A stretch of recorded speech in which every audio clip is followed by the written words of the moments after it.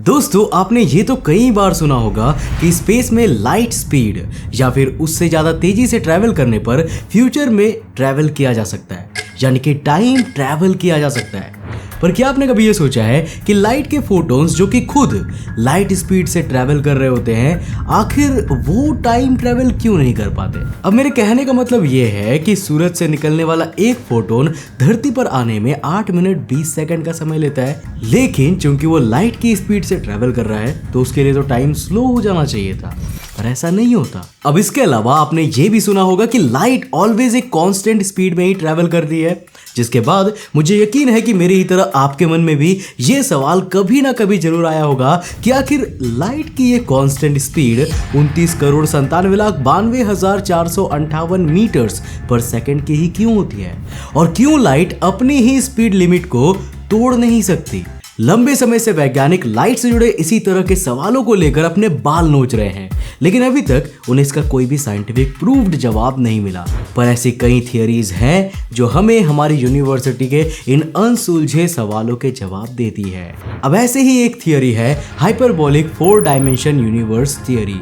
जो हमें स्पेस और टाइम में लाइट के मोमेंट से जुड़े कई सवालों के जवाब देती है, और ये भी एक्सप्लेन करती है कि आखिर क्यों वैक्यूम स्पेस में लाइट एक कांस्टेंट स्पीड पर ही ट्रैवल करती है। तो जैसा कि दोस्तों हम सभी जानते हैं कि लाइट छोटे छोटे फोटोन पार्टिकल से मिलकर बनी होती है, जो एक ही समय पर डुअल नेचर को शो करते हैं, यानी कि एक ही समय पर लाइट में मौजूद ये फोटोन पार्टिकल्स पार्टिकल भी है और वेव फंक्शन को भी शो करते हैं। और इस तरह लाइट वैक्यूम में लगातार एक कांस्टेंट स्पीड में ट्रैवल करती है, जिसे हम c से डिनोट करते हैं, जिसका मैथमेटिकल वैल्यू 29,97,92,458 मीटर्स पर सेकंड होती है। पर आइंस्टाइन की स्पेशल रिलेटिविटी कहती है कि लाइट के अलावा दूसरा कोई भी ऑब्जेक्ट जिसमें कुछ भी मास हो, वो कभी भी, जी हाँ कभी भी, लाइट की स्पीड को अचीव नहीं कर सकता, क्योंकि जितना कोई ऑब्जेक्ट लाइट की स्पीड के करीब जाता है तो उसका रिलेटिव मास लगातार बढ़ता जाता है, और उसके लिए टाइम की स्पीड भी स्लो हो जाती है। और लाइट स्पीड पर पहुंचने पर लाइट स्पीड से ट्रैवल कर रहे ऑब्जेक्ट का मास इनफाइनाइट हो जाता है, और उस ऑब्जेक्ट के लिए टाइम पूरी तरह से रुक जाता है, यानी कि 0 हो जाता है। तो ऐसे में अब आपके मन में ये सवाल आ रहा होगा कि कौशिक भाई, जो लाइट के फोटोन लाइट स्पीड से मूव करते हैं, क्या उनके लिए टाइम 0 हो जाता है क्या? वेल, इसका जवाब जानकर आप चौंक जाओगे, पर ये सच है। अब क्योंकि फोटोन्स लाइट स्पीड से ट्रैवल करते हैं, इसीलिए उनके लिए टाइम की कोई भी वैल्यू नहीं होती। इंसानों के पर्सपेक्टिव से एक फोटोन भले ही hundreds of trillions of years space में ट्रैवल कर रहा हो, पर फोटोन्स यूनिवर्स में इतनी तेजी से मूव हो रहे होते हैं कि उनके लिए टाइम जैसी कोई भी डायमेंशन ही काम नहीं करती। और इसीलिए फोटोन्स के पर्सपेक्टिव से देखा जाए तो उनके किसी स्टार के कोर से एमिट होने के बाद एब्जॉर्ब होने तक केवल 0 सेकंड ही बीतते हैं। अब भले ही उन्हें रास्ते में कितना भी लॉन्ग डिस्टेंस ट्रैवल क्यों ना करना पड़े।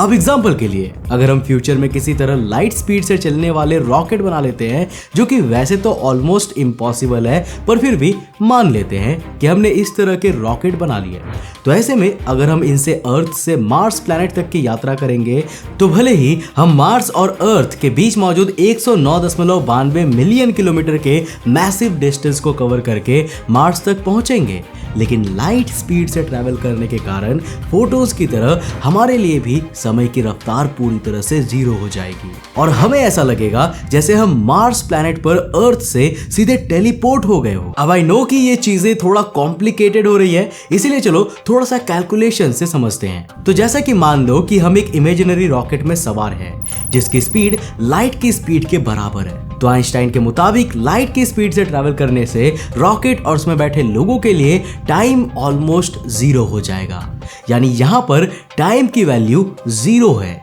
और क्योंकि हमने इस रॉकेट से अर्थ से मार्स तक की 109.92 मिलियन किलोमीटर की दूरी को तय करना है, तो ऐसे में डिस्टेंस की वैल्यू 109.92 मिलियन किलोमीटर होंगी। तो अब speed equals to distance by time formula में सभी वैल्यू को भरने पर speed equals to 109.92 million kilometre by 0, मतलब कि इनफाइनाइट।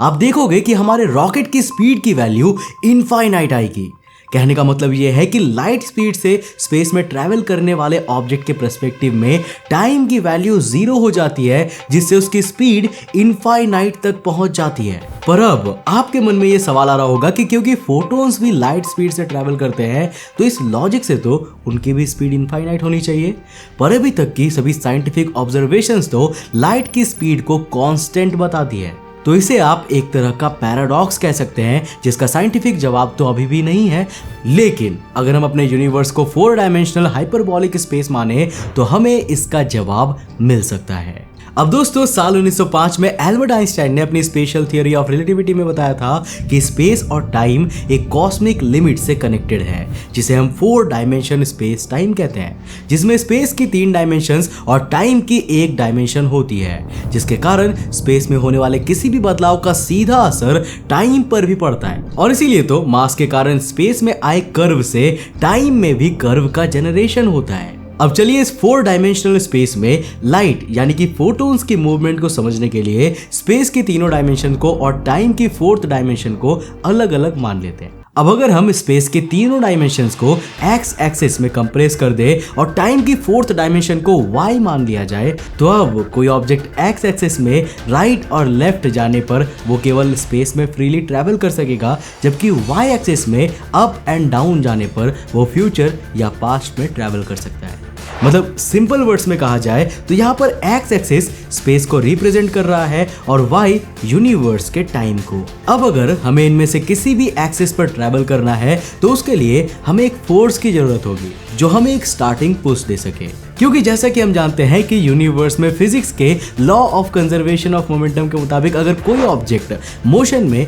या कोई ऑब्जेक्ट रेस्ट में है, वो उसी पोजीशन में बना रहेगा जब तक कि उस पर कोई एक्सटर्नल फोर्स या फिर कोई इंटरनल फोर्स ना लग जाए। तो चलिए मान लेते हैं कि यूनिवर्स में होने वाले एक एक्सप्लोजन ने हमारे इमेजिनरी ऑब्जेक्ट ए को वाई एक्सिस में आगे की ओर पुश कर दिया, जिसके कारण अब हमारा इमेजिनरी ऑब्जेक्ट ए टाइम में अपवर्ड डायरेक्शन में लगातार मूव कर रहा है। अब यहाँ पर ध्यान रखने की बात यह है कि हम अभी ओनली टाइम में फ्यूचर की ओर मूव कर रहे हैं, ना कि स्पेस में। अब ऐसे में ऑब्जेक्ट टाइम डायमेंशन में तब तक ट्रैवल नहीं कर सकता जब तक उसे कोई फोर्स अपनी डायरेक्शन बदलने पर मजबूर ना कर दे। पर एक बार फिर चलो मान लेते हैं यूनिवर्स में हुए एक दूसरे एक्सप्लोजन ने ऑब्जेक्ट ए की डायरेक्शन को बदल दिया, जिसके कारण अब वो एक्स डायरेक्शन की ओर यानी कि स्पेस की ओर भी मूव कर रहा है। और यहाँ पर भी मैं आपको क्लियर कर दूं कि यहाँ पर हम टाइम में ट्रैवल नहीं कर रहे, बल्कि यहाँ हम ओनली स्पेस डायमेंशन में ट्रैवल कर रहे हैं। अब अगर हम वाई एक्सिस में ऑब्जेक्ट ए के स्टार्टिंग पॉइंट से उसकी करंट पोजीशन यानी कि स्पेस डायमेंशन एक्स तक मिलाएंगे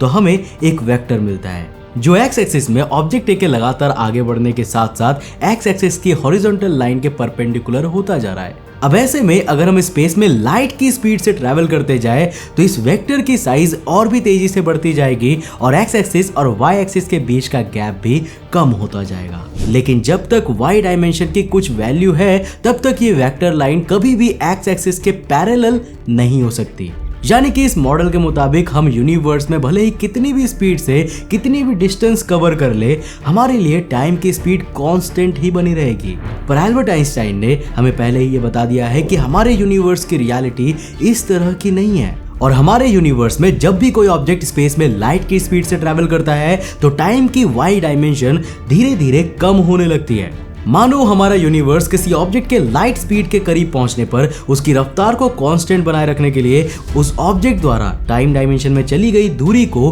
कंप्रेस करके छोटा कर रहा हो। यानी कि हमारे यूनिवर्स में जब कोई ऑब्जेक्ट लाइट की स्पीड से ट्रैवल करता है तो वाई एक्सिस धीरे धीरे छोटा होने लगता है और एब्सोल्यूट लाइट स्पीड पर रीच करने पर हमारा वेक्टर एक्स एक्सिस के पैरेलल हो जाता है। यानी कि यहाँ पर अब टाइम बिल्कुल 0 हो गया है। और जैसा कि मैंने आपको वीडियो की शुरुआत में ही बताया था कि टाइम के 0 होने का मतलब है कि अब आपकी रफ्तार लाइट की रफ्तार नहीं बल्कि इनफाइनाइट हो जाएगी। अब यदि इस मॉडल के हिसाब से हमारे यूनिवर्स में ट्रैवल कर रहे लाइट फोटॉन्स को ऑब्जर्व किया जाए तो लाइट स्पीड इनफाइनाइट होनी चाहिए, पर ऐसा बिल्कुल भी नहीं है, क्योंकि हमारे 100 साल से भी ज्यादा की ऑब्जर्वेशन ने हमेशा स्पेस के वैक्यूम में लाइट की स्पीड हमें कांस्टेंट ही मिली है। अब ये सभी बात अनरियलिस्टिक सी लगती है, क्योंकि लाइट को इस इनफाइनाइट स्पीड से ट्रैवल करने के लिए इनफाइनाइट अमाउंट ऑफ एनर्जी की जरूरत होगी, जो कि इम्पॉसिबल है। तो आखिर कैसे यूनिवर्स टाइम के 0 हो जाने पर भी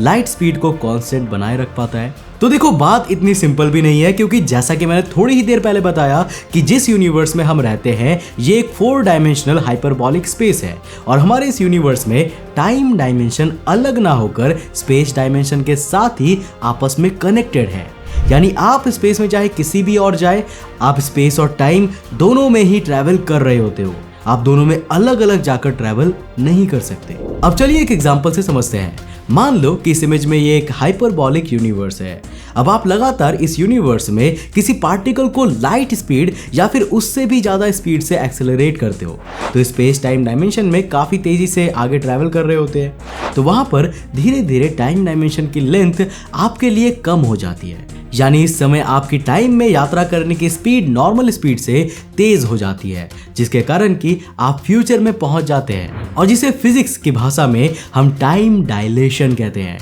और ये ही हमारे यूनिवर्स में हमें हर तरफ देखने को मिलता है। जब भी कोई ऑब्जेक्ट काफी तेजी से स्पेस में ट्रैवल करता है तो उसके लिए समय की रफ्तार स्लाइटली स्लो हो जाती है। यानी कि सिंपल वे में समझाऊं तो इससे कोई मैटर नहीं है कि आपके पास कितनी ही एनर्जी हो, क्योंकि कभी भी हम इस हाइपोथेटिकल हाइपरबॉलिक यूनिवर्स में लाइट से फास्ट या फिर लाइट स्पीड पर ट्रैवल नहीं कर सकते, क्योंकि आप जितनी तेजी से यूनिवर्स में फास्ट मूव करोगे स्पेस की डायमेंशन में उतने ही बड़े हाइपरबॉलिक कर्व पैदा होंगे और आपके लिए समय की स्पीड स्लो हो जाएगी, जो ये मेक श्योर करेंगे कि आप कभी भी लाइट की स्पीड को ब्रेक ना कर सको। मतलब एक तरीके से कहा जाए तो लाइट की स्पीड का ये जो वैल्यू है ये एक तरह से यूनिवर्स में रचा रचाया गेम है। मतलब काइंड ऑफ ये कंडीशन है जिसे हम कभी क्रॉस नहीं कर सकते,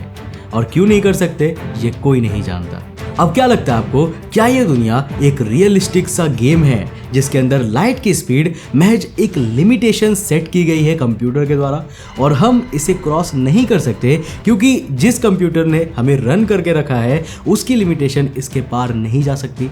अपनी राय मुझे नीचे कमेंट करके जरूर बताना। दोस्तों, मुझे उम्मीद है कि आपको ये वीडियो जरूर पसंद आया होगा। अगर पसंद आया तो आपको ये वीडियोस भी पसंद आएंगे, इनको जाकर जरूर देखना। मैं मिलता हूँ आपको नेक्स्ट एपिसोड के साथ, तब तक के लिए बाय, जय हिंद।